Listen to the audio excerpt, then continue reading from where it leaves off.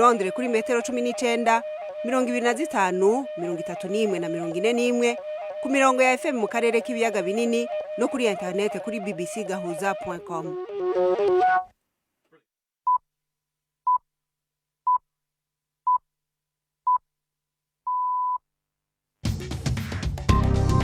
Ubu ni isaha 10 n'igice ku isaha mpuzamakungu ya GMT, isaha 12 n'igice mu Rwanda no mu Burundi. Muri kumwe na Florentine Kwizera. Amahoro n'ikaze mwese abakunzi ba BBC Gahuza miryango, turi ku munsi wa gatatu itariki 25 z'ukwezi kwa gatatu muri 2020. Izi ni zimwe mu ngingo zigize ikiganiro cacu c'uyu munsi. Kubera umugera wa corona icakane c'abari ku isi muri kino gihe basa nabugaraniye mu mihana yabo. Mu Rwanda abantu babiri baraye barashwe inyuma yo kugwanya abapolisi bariko bababuza kurenga ku mategeko yo kuguma mu rugo mu nzira yo kurinda gukwirakwiza umugera wa corona. Mu Burundi ho kuba uwo mugera utarahagera ntibibuza yuko bakurikiza zimwe mu ngingo zo gukumira batarashikirwa n'ico kiza. Nico gituma imbere y'amasengero yose twasabye ko bashiraho amazi yo karaba, tugasaba mbere n'abantu babishoboye abo kwicara kure na kure. Mu kibanza cy'ikiganiro c'abakenyezi c'uyu munsi murumva uko umunonotsi w'umurundi kazi Francine Niyonsaba yakiriye ingingo yo kunguruza inkino za Olympique z'uyu mwaka zobereye mu mujyi wa Tokyo mu Buyapani. Iki kiganiro gihagarikiwe na Jacques Niyitegeka.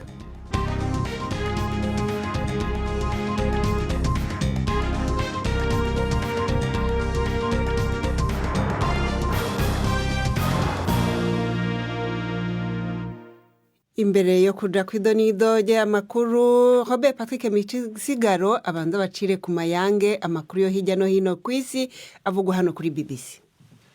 Igihugu ca Espagne ubu kiramaze kubamwo impfu nyinshi zitewe na coronavirus kurusha mu Bushinwa aho iki kiza cazananye. Leta ya Espagne ivuga ko abantu 738 bahitanywe n'uwo mugera ku munsi w'ejo. Abo maze guhitana bose bakaba barenga 3,400 basunvya 153 abahitanywe na coronavirus mu Bushinwa. Ico gitigiri kandi kikaba kiri inyuma gusa y'ico mu Butaliyano ku rwego rw'isi. Ujejwe ibikorwa vy'ubutabazi bwihutirwa muri Espagne yavuze ko ico gihugu ubu cimirije igihe cyo kwandura uwo mugera ngo kiri ku rwego rwo hejuru. Mu Bushinwa intara ya Hubei yasubiye kugurura inzira mu zo kunguruza abantu berekeza mu yindi mihingo y'igihugu mu gihe iyo ntara yatanguriyemo ikiza ca coronavirus iriko irazanzamuka nyuma y'amezi yugaranywe. Ni inkuru y'umunyamakuru wa BBC akorera mu Bushinwa Stephen McDonald mushikirizwa na Mark Niyonkuru. Amagari ya moshe ubu yatanguye kugenda mu ntara ya Hubei ariko mu gisagara ca Wuhan ntiyaragera. Inkuru imeze uko no ku ngendo z'indege n'aho ibibuga vy'indege binini bicugaye. Televiziyo mu Bushinwa yerekanye amasanamu y'abanyagihugu bagaragaza umunezero mu gihe hakugwa amabariyeri mw'ibarabara bigatuma abantu bari bamaze amezi bugaranywe bahava bakaja hanze y'iyo ntara yatanguyemwo umugera wa coronavirus. Intara ya Hubei iriko ikugwa mu bihe bidasanzwe mu bice. Igisagara ca Wuhan caseserekejwe n'umugera wa coronavirus ntikizokwemererwa ingendo zigihuza n'ibindi bice vy'igihugu imbere y'itariki 8 z'ukwezi kwa kane mu mwaka wa 2020 kandi abantu bafise amagara meza nibo bonyene bemerewe gufata ingendo. Naho biruko kubona intara ya Hubei yemerewe kugira imigenderanire n'andi makungu biboneka ko ari intambwe idasanzwe ku Bushinwa. Igihugu bisa nuko cashoboye gushira mu ngiro amategeko yo mu bihe bidasanzwe ku gihugu kubera umugera wa coronavirus gushika muri aka kanya. Ishiramwe mpuzamakungu ONU ryatangaje isekeza ryo gukusanya amahera imiliyari 2 z'amadolari yo gushinga ikigega cyo gufasha ibihugu atako vyifashe guhangana n'indwara ya COVID-19. ONU yagabishije ko ngo mu bihugu bisanzwe bifise ibibazo vy'ibindi biza abazohitanwa na coronavirus bashobora kuba umurengera. Ibisata vy'amagara muri ivyo bihugu ngo nta bushobozi bifise kandi ugasanga hari abantu benshi baba mu buhungiro batagira ivyankenerwa by'ibanze nk'amazi meza. Umunyamabanga mukuru wa ONU yavuze ko amahera azokusanywa azokoreshwa mu kugura ibikoresho vyo muri za laboratoire, imiti hamwe n'ibikoresho vy'isuku vyo gushira mu nkambi z'impunzi. Aya na makuru ya BBC. Abashinjacaha muri Turkiya bagirije abanye-Arabi Saudite 20 icaha cyo kwica umunyamakuru w'Umusaudi Jamal Khashoggi bakamwicira mu biro biserukiye ubwo bwami i Istanbul mu 2018. Abo bagirijwe ubwo bwicanyi barimwo wahoze ari cegera c'umukuru w'urwego rujejwe iperereza muri Arabi Saudite. Abagirijwe bose haraciye igihe baravuye muri Turkiya, hakaba hasohowe imitahe yo kubafata. Ni inkuru ya Ola Giren ari Istanbul, mushikirizwa na Jean-Claude Mwambutsa. Arabia Saudite yavuze ko igikorwa cya kinyamaswa cyo kwica Jamal Khashoggi cyakozwe n'abantu ku giti cyabo, ariko ubushinjacyaha bwa Turkiya bwo bwashoboye kugaragaza uruhare rw'ubuyobozi bwo hejuru bw'ubu bwami. Ubushinjacyaha butunga gatoki wari wungirije umukuru w'iperereza Ahmed Asiri kuba ku isonga ry'ubu bwicanyi bwakozwe mu nyamaswa. Undi wahoze ari umukozi wo hejuru Saud Al-Qahtani nawe ashinjwa ibirego nk'ibi. Abandi bantu 18 bakomoka muri Arabia Saudite nabo bahamijwe uruhare muri ubu bwicanyi bwakorewe mu biro bihagarariye ubwami bwa Arabia Saudite Istanbul. Bwana Khashoggi waruzwiho cyane kunenga ubutegetsi bwa Arabia Saudite yaragiye muri ibi biro gusaba impapuro zimwemerera gushyingiranwa n'umukunzi we ukomoka muri Turkiya. Bivugwa ko yishwe akaswemo ibice mu gihe umukunzi we yaramutegereje nyuma y'inyubako z'ibi biro. Icyegeranyo cyihariye cya Loni cyemeje ko Khashoggi yazize urupfu rwateguwe na leta. Mu kwezi kwa 12 gushize urukiko rwo muri Arabia Saudite rwakatiye abantu 5 batavuzwe amazina igihano cy'urupfu kubera urupfu rwa Khashoggi, abandi 3 rubakatira igifungo. Tugaruke ku makuru yake coronavirus. Perezida Putin yavuze ko amatora ya kamaramaka ku guhindura ibwizwa shingiro yotumye aca yemererwa kuguma ku butegetsi yimuwe kubera ikiza ca coronavirus. Uwo murongozi w'Uburusiya nigeze avuga itariki yimuriweko. Ayo mahinduka yokuye ko ibiringo vy'umukuru w'igihugu bigatuma ashobora kuguma ku butegetsi gushika mu mwaka wa 2036. Ivyo vyari yamirijwe cyane n'abatavuga rumwe nawe, bavuga ko umukuru w'igihugu ngo ashaka kunangira ku butegetsi. Bwana Putin yatangaje kandi ingingo yuko bagiye kumara indwi imwe mu karuhuko hamwe n'izindi ngingo zigamije kugwanya ikiza ca coronavirus. Duhereze mu gihugu ca Zimbabwe aho abaganga banse gusubira ku kazi gushika baronkejwe umwambaro wabigenewe wo kwikingira kubera ubwoba bwa coronavirus. Bavuga ko ngo ibitaro vyinshi muri ico gihugu atamwambaro kwikingira bifise, bigatuma abaganga be n'imiryango yabo bigereza ko. Zimbabwe yaragaragayemwo umuntu wa mbere yahitanywe na COVID-19 ku wa mbere, nayo wa gatatu amaze kwandura iyo ndwara akaba yatangajwe mu ijoro ryejo. Abahinga baragabishije ko imyaka ihaciye hari ibibazo bikomeye by'ubutunzi vyatumye igisata c'ubuvuzi ca Zimbabwe gishika aho umwansi ashaka. Urakoze Robert Patrick Misigaro kuri ayo makuru ya BBC.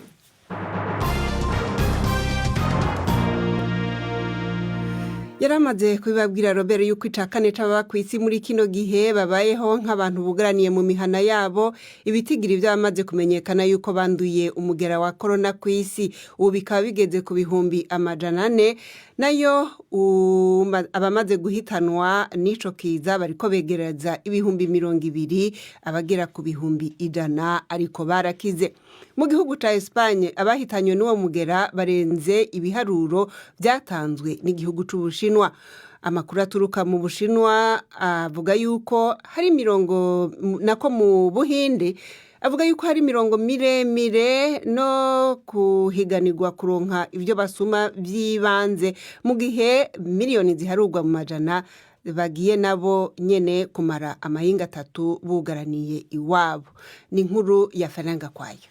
Ubuhinde bwasabye abantu bagera kuri miliyaridi 1.3 kuguma mu ngo zabo mu gihe cy'ibyumweru 3 kugira ngo bakumire ikwirakwizwa rya coronavirus.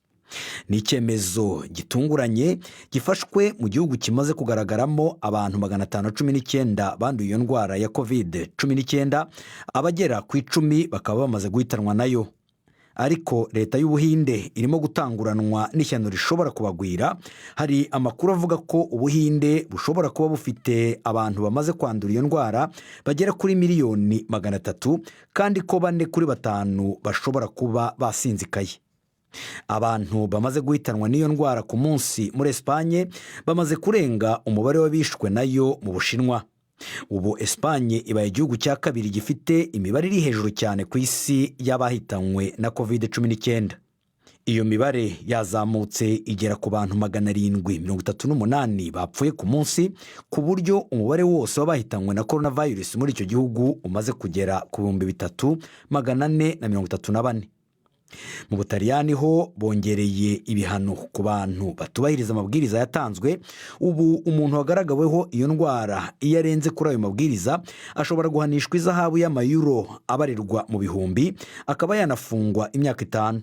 Mu Butaliyani ubu hari abantu bakabakaba 70,000 bamaze kwandura iyo ndwara. Ejo kuwa kabiri Ubufaransa bwabaye igihugu cya 5 mu kugira abantu 1,000 bishwe na coronavirus. Umushikiranganji w'ubuvuzi muri icyo gihugu Jérôme Salomon yagabishije ko iyo mibare ishobora kwiyongera kuko ngo abagera ku 1,100 ari abapfiriye mu bitaro gusa. Muri Amerika, ibiro by'umukuru w'igihugu n'inteko nkenguzamateka byemeranije ku ngoboka irenga tiriyoni 1 na miliyaridi 800 z'amadolari y'Amerika azafasha kugoboka ubukungu bw'igihugu kiri guhangana n'iki cyorezo cya coronavirus. New York iracyari ahantu hasinzikaye cyane kurusha ahandi muri Amerika. Umuyobozi wa New York Andrew Cuomo yagabishije yuko iyo ndwara iri kwandukira ku muvuduko urenze wa za gari ya moshi zihuta cyane. Kare ishami rya ONU ryita ku buzima OMS naryo ryari ryagabishije yuko Amerika ishobora kuba indiri nshya y'icyo cyorezo. Tuje mu karere mu Rwanda, abantu 2 baraye barashwe barapfa mu karere ka Nyanza mu ntara y'Amajepfo y'icyo gihugu inyuma yo kugwanya abapolisi babahagaritse kubera kurenga ku mabwiriza ategeka abanyagihugu kuguma mu ngo zabo.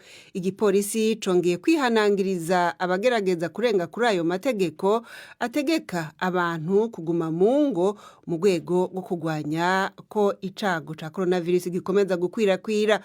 Ku murongo wa telefone ndi kumwe na Jean-Claude Mwambutsa ari Kigali. Mwambutsa, wotubwira amakuru y'urupfu rw'aba bantu yemejwe nande? Amakuru y'aba basore 2 bapfuye barashwe yemejwe n'urwego rw'igihugu rushinzwe ubugenzacyaha. Umuvugizi warwo avuga ko ubu iperereza riri gukorwa kugira ngo hamenyekane icyatumye aba bantu bapfa. Ariko mu makuru yari yazindutse mu binyamakuru byo no ku mbuga nkoranyambaga yavugaga ko aba bantu barashwe ejo. Igipolisi kikavuga ko bari bagerageje kukirwanya no kucyambura intwaro ubwo babahagarikaga barenze kuri aya mabwiriza. Muri rusange mu guhagarika abarenga kuri aya mategeko hoba hari ko hakoreshwa iki kugira ngo ashobore kubahirizwa?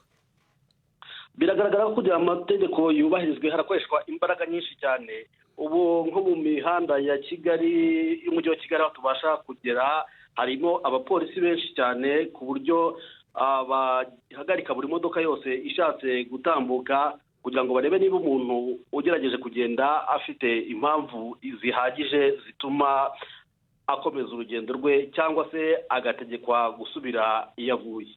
Ni iyihe mpamvu bavuga yuko yumvikana ihagije ituma umuntu yemererwa gusohoka mu rugo akaja hanze? Amabwiriza ya Minisitiri w'Intebe yasohotse ku itariki ya 20 yavugaga ko mu mpamvu zishobora kwihanganirwa umuntu akaba yasohoka mu rugo ari nko kujya gushaka ibiribwa, gushaka imiti se cyangwa kujya kwa muganga, cyangwa se akaba ari imodoka zikoreshwa mu gutwara ibiribwa ndetse n'aba bakozi bakora mu nzego zihariye nk'izo mu rwego rw'ubuvuzi cyangwa se abakozi bakora mu nganda zikora ibiribwa. Uburyo bwemerwa bwonyine ntabwo ari bwinshi kuko muri rusange abantu bose bategetswe kuguma mu rugo. Ku biraba n'abamaze kwandukirwa n'iki kiza ca corona, ibiharuro vya nyuma muheruka nibi? Imibare ya nyuma ni ejo mu gicuku ubwo hatangazwaga ko hari 4 babonetse ku buryo mu Rwanda abarwayi bamaze kugera kuri 40 muri rusange. none ku bijyanye n'uko kugendagenda cyangwa kubahiriza amategeko yo kuguma mu rugo, wewe urashobora gusohoka aho uca usanga hameze gute? Jewe nk'umunyamakuru ndashobora gusohoka nkagenda nkagera ku biro byacu nkanabasha no kuba nagera mu muhanda nkareba uko bimeze, ariko uko bigaragara ni uko abaturage benshi batinye gusohoka bubashye amabwiriza, ariko hari n'abandi batari benshi usanga bihagarariye ku muhanda. Hari abo ubona baremye udutsiko ku mazu y'ubucuruzi afunze, hari abo usanga bigendagendera mu muhanda, ariko muri rusange icyemezo cyarubashywe n'abo bagenda mvuga ntabwo ari benshi. Urakoze Jean Claude Mwambutsa. Tukiri mu Rwanda haravugwa kandi umugabo wo mu karere ka Kamonyi yishwe n'ingona mu gitondo cuno munsi, aho abategetsi bavuga yuko yari yarenze amabwiriza ya leta abuza abantu kuva mu ngo zabo mu kwirinda uwo mugera wa corona. Bivugwa yuko uyu munyagihugu yaragiye kuroba amafi mu ruzi rwa Nyabarongo. Mugenzi wacu Samba Cyuzuzo yavuganye n'umuyobozi w'akarere ka Kamonyi Alice Kayitesi, atangura kumubaza uko vyagendeye uwo muntu. Hari umuturage wafashwe n'ingona yaragiye mu gishanga cya Nyabarongo. Nibyo koko yari yarenze ku mabwiriza kubera yuko abaturage bashishikarizwa kuguma mu ngo bagasohoka ari uko ari ngombwa. Birumvikana ko abaturage bose badashobora guhita bumvira kimwe amabwiriza, ariko biri ku kigereranyo gishimishije kuko abaturage barimo gusobanurirwa kandi nabo barumva bihagije ibijyanye n'ingaruka z'iki cyorezo, ndetse abenshi bari mu ngo. Uwo nguwo nyine ni umwe muri bakeya baba barenze ku mabwiriza. Dukomeza gushishikariza nk'ubuyobozi kugira ngo bayubahirize, bagume mu ngo, babasohoka ari uko ari ngombwa, kugira ngo dukomeze gufatanya kwirinda ndetse no kurinda abandi. Uwo muturage mwamumenye yaba ari uwahehe? Ni umuturage wari utuye mu murenge wa Rugarika mu kagari ka Kigese, n'ingona ageze ku gice cya Nyabarongo ahitwa mu murenge wa Runda, akagari ka Ryenze mu mudugudu wa Rubumba. Alice Kayitesi, BBC Gahuza Miryango. Tugeze ku isaha imwe buri minota 14 mu Rwanda no mu Burundi. Mu kanya turagaruka mu karere k'ibiyaga binini.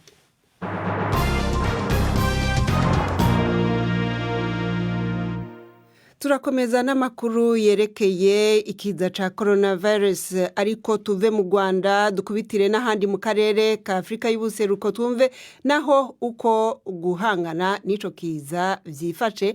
Navuganye mu kanya na mugenzi wanje ari Nairobi, Samba Cyuzuzo. Kugeza ubu ngubu twavuga ko muri Kongo Kinshasa ariho bafite imibare minini, kuko bamaze kugera ku bantu 48, gusa ku bw'amahirwe mu burasirazuba bwa Kongo ntabwo haraboneka iyi ndwara. Muri abo 48 harimo 3 baraye batangajwe bashyashya, uko bari 45. Muri Kenya bamaze kuba 25, imibare iragenda izamuka. Muri Uganda ejo bari 9, ariko bamaze kuba 14, kuko hatangajwe abandi 5 bashya. Harimo umwana w'amezi 8 gusa, bivuga ko ashobora kuba yandujwe na se uheruka mu mujyi wa Kisumu muri Kenya. Muri Tanzania ubu ngubu mu kanya gashize naho bamaze gutangaza ko habonetse undi murwayi mushya, akaba ari umuntu w'umudage, uwo akaba yabonetse mu kirwa cya Zanzibar. Naho kugeza ubu mu Burundi no muri Sudani y'Epfo ho nta bwandu bwa coronavirus burahagaragara. Tanzania hari igitigiri kiramenyekana c'abamaze kugaragara ko bafashwe na corona ubu? Muri Tanzania bose hamwe kugeza ubu babaye 13, ubwo no kuvuga Tanzania na Zanzibar nk'igihugu kimwe, bose hamwe bamaze kuba 13. Ibihugu bimaze kubonekamo abagwayi, Kongo niyo yonyene imaze gutangaza yuko hari umuntu yahitanywe n'iki kiza, nimba ntihenze. Yego, mu karere kandi koko Kongo Kinshasa niho hamaze kugaragara abantu bishwe n'iyi ndwara. Ntabwo ari umwe, ahubwo bamaze kuba 2, ndetse bakaba bashyize umujyi wa Kinshasa mu kato, kuko muri uyu mujyi niho aba barwayi abenshi bari, abandi 2 bagaragaye Lubumbashi. Hari ingingo zishasha zoba zafashwe mu kwigwanya? Urebye ibihugu byinshi n'ubundi byari byarafashe ingingo zirimo izo guhagarika amashuri, kuburira abantu ngo bitazanye boye kwegerana, bareke kuramukanya. Hamwe na hamwe bari barahagaritse amateraniro y'abasenga. Izindi ngingo nshya ziri gufatwa hanini zirasatira gusa n'izafashwe mu Rwanda zo guhagarika ibintu byose. Nko muri Kenya bamaze guhagarika ingendo z'indege zose. muri Uganda naho bamaze gutangaza guhagarika kwinjira kw'abantu mu gihugu. Urebye nka muri Kenya baribaza ko bishoboka cyane ko batangaza ibyo bita lockdown cyangwa se guhagarika ubuzima busanzwe bw'igihugu kugira ngo bakomeze gukumira. Biragaragara rero ko aho biri gushyira muri bino bihugu byo mu karere naho aho hamaze kugera indwara no gutangaza guhagarika ubuzima busanzwe bw'igihugu. Aha muri Kenya nyene gushika ejo baravuga yuko hariho abantu baharugwa mu majana bagumye ku kibuga c'indege kubera ko izi ngingo zo guhagarika uruja n'uruza rw'indege zafashwe bamaze kuhagera kumbure barengana. Ivyabo muba mubizi? Ahanini ikibazo gikomeye ubu kiri ku bari baje bava mu mahanga, naho abari gusohoka bava muri Kenya usanga n'umuntu ari abanyamahanga baza gutwarwa n'indege za nyuma zibajyana mu bihugu byabo. Ahubwo abavuye mu mahanga baza muri Kenya nibo usanga buzuye akenshi ku kibuga cy'indege, kuko leta ya Kenya ivuga ko bagomba kujya mu kato kandi bakajya mu kato mu mahoteli yagenwe kandi biyishyurira. Ugasanga rero abaturage baravuga bati baradushyira muri hoteli baduca amadolari 50 ku ijoro, amadolari 100 ku ijoro, atari ibintu twari twiteguye. Nibyo bituma hanini haba umubyigano w'abantu ku kibuga cy'indege. Nkuko Sambacu Zuzo yarabivuze rero Uburundi ni kimwe mu bihugu bike ku isi gushika uyu munsi hataraboneka umugwayi wa coronavirus, ariko mu ntumbero yo kuzitira bataronegwa leta yaramaze gufata ingingo zo gukumira ico kiza. Muri izi harimwo guhimiriza abanyagihugu kudafata ingendo, baba abindira mu gihugu canke abashaka gusohoka, hamwe rero no guhagarika uruja n'uruza rw'indege mu kiringo c'imisi 7. Basaba kandi abanyagihugu kwirinda kwegerana aho bishoboka ndetse no gukoranako. Icegera ca mbere c'umukuru w'igihugu Gaston Sindimwo yadusobanuriye ko ari nayo mpamvu mu nama shikiranganje y'uno munsi baramukanije ariko batarinze gukorana mu ntoke nkuko bimenyerewe kugira ngo batange akarorero keza ku banyagihugu. Twashimira Imana ko ikiganza cayo kigikingiye igihugu cacu, si kubera ubuhinga, si kubera iki. Twebwe turabana b'abantu kandi dukurikiza impanuro, kuko Imana iduha ubwenge bwo kugira ngo tumenye iciza n'ikibi. Twebwe rero mu ntumbero yo kwikingira no mu ntumbero yo guha akarorero keza abenegihugu ku ngingo zafashwe n'ubushikiranganji bujejwe amagara y'abantu, nico bituma twagiye muri uwo mugambi kugira duhimirize abantu, kuko nituramukanye, kuko nitwokwigisha abandi kutaramukanya, hanyuma twebwe tukereka akarorero kabi abandi, kandi amategeko yavuye iwacu. Ndamutse y'amahoro yonyine irahagije, niko twabigenjeje uno munsi. Ariko kumwe n'ivyo hariho izindi ngingo zifatwa zo gukumira iki kiza ca corona. Nko mu Burundi muri make mwotubwira mugeze he? Hariho urwego rw'abashikiranganji twashizeho, muraza murakurikira ingene gutanga impanuro ku mwanya mu ntumbero yo kwikingira. Mwarumvise yuko rwasohoye itangazo rusaba yuko ingenzi ziva hirya no hino zidashobora kubandanya zigira uruja n'uruza, mbere n'indege zizana abantu. Ibyo byose byavuye muri uwo mugwi uri kuraraba ingene ico kiza twogikinga, kandi gushika no munsi turashima Imana yuko mu gataka wacu nta kintu turabona. Uruja n'uruza ku mbibe z'igihugu ku bakoresha inzira zo hasi gogo nibisanzwe, ni indege gusa zahagaritse. Naho nyene hariho ababijejwe barashizeho ingene ubwo ruja n'uruza rw'abantu gukingirwa. Mbere nashaka gushikiriza kuko hariho abarundi baba batashi wabo, twafashe ingingo yo kugara imbibe yo gusaba abantu baba baragumye aho bari. Ushoboye gutaha tuzomushikiriza aho twategeye gushikira kugira ngo tumurabe iminsi 14 bivanye n'uburyo bw'umwe n'ubundi bazoshobora kwirihira aho twabashikirije. Kuramukanya bitabaye ariko abantu bakegerana bakicarana nko mu isengero, edo tuzi yuko hariho nk'abazoba bafise igikorane hirya no hino mu gihugu.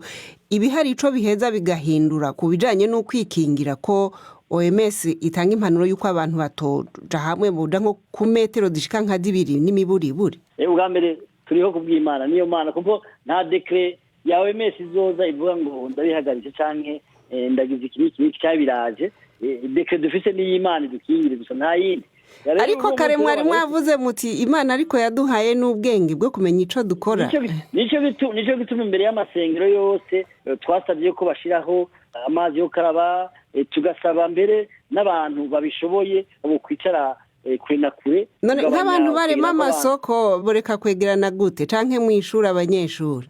Ivyo ni mwihangane hanyuma muhe icizero iyo ni byaba ngombwa yuko izo ngingo zifatwa, leta iri ngaha ku bwanyu, abashikiranganji bari ngaha ku bwanyu, naco batazogira kugira ngo ikingire abarundi. Hari n'abikeka yuko kumburenge ngo hashobora kuba hataraboneka umugwayi kuko uburyo bwo gupima butahari.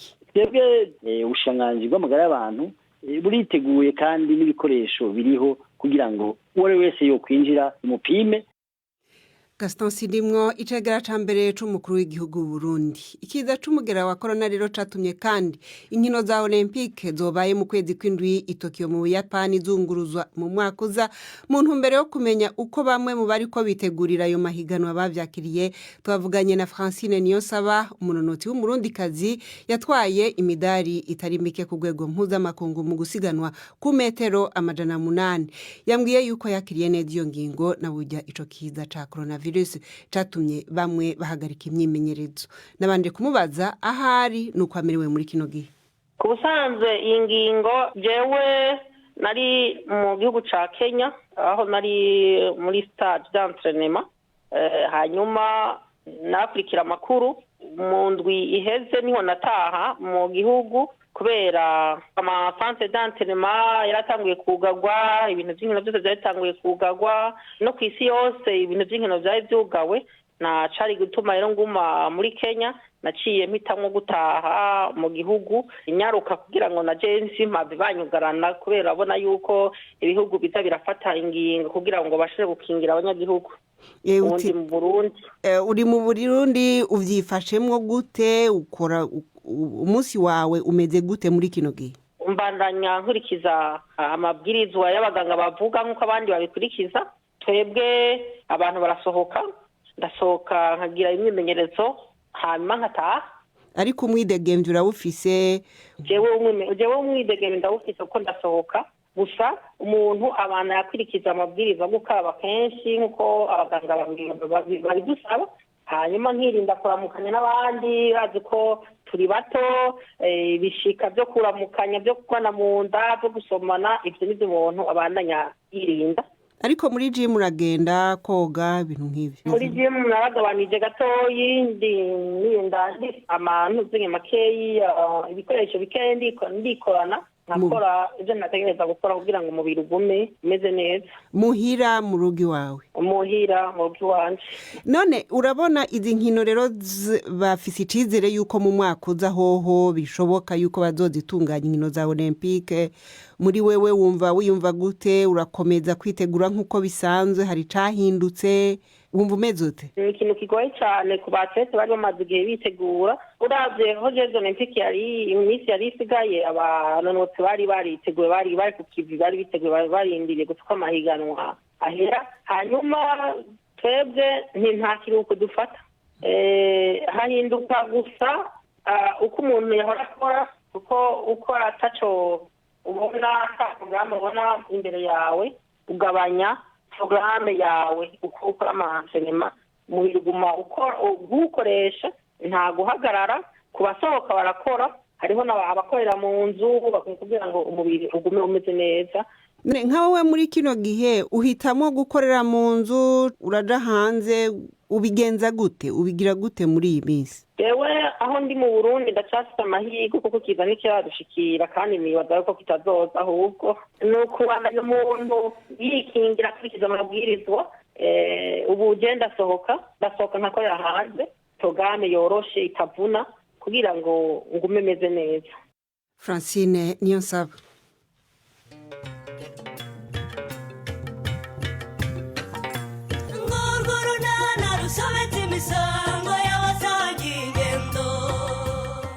Mu kiganiro unana cyo kuri wa kane twabateguriye ndajyayo hakeye. Ubu nta n'ibikoresho dufite, umuntu twubakira rwose byaramushiranye. Ese mama, ahubwo rero nawe kujya mu murima rwose bisubike. Koko ndeka kujya guhinga nzarari hinga Stefa. Umunsi umwe ni wowe watuma uraringa koko mbabarira garuka rwose twikomereza ubuki bwacu. ni 12:45 kuri BBC. Nejo rero ariko uyu munsi tubasezereye aha kino kiganiro cari gihagarikiwe na Jacques Nitegeka mwumva Florentine Kwizera mwakoze guhitamwo BBC Gahuza Miryango.